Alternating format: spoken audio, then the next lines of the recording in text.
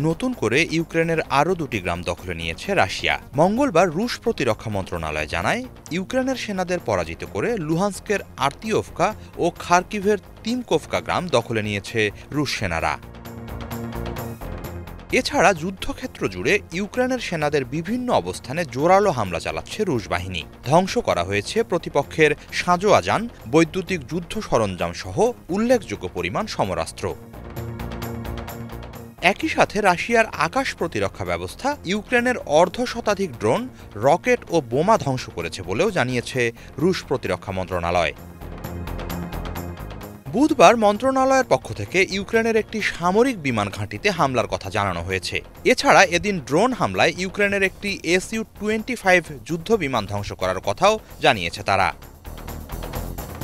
অন্যদিকে ইউক্রেনের সশস্ত্র বাহিনীর জেনারেল স্টাফ জানিয়েছেন, মঙ্গলবার রণাঙ্গনের বিভিন্ন জায়গায় রুশ সেনাদের সাথে ইউক্রেনের সেনাদের অন্তত ৮৭টি খণ্ডযুদ্ধ হয়েছে। পোক্রোভস্ক ও দোনেস্ক অঞ্চলে তীব্র লড়াই চলছে। রুশ সেনাদের অগ্রগতি প্রতিহত করতে জীবন বাজি রেখে লড়ছেন ইউক্রেনের সেনারা।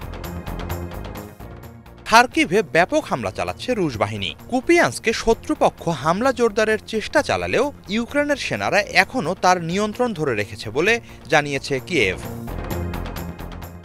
এদিকে মঙ্গলবার মানবাধিকার লঙ্ঘনের অভিযোগ ওঠা ইউক্রেনের আজভ ব্রিগেডের ওপর থেকে বিশেষ একটি নিষেধাজ্ঞা প্রত্যাহার করেছে যুক্তরাষ্ট্র। এতে করে রাশিয়ার বিরুদ্ধে হামলায় যুক্তরাষ্ট্রের সরবরাহ করা অস্ত্র ব্যবহার করতে পারবে তারা। এই ব্রিগেডকে ২০২২ সালে সন্ত্রাসী সংস্থা হিসেবে কালো তালিকাভুক্ত করে রাশিয়া।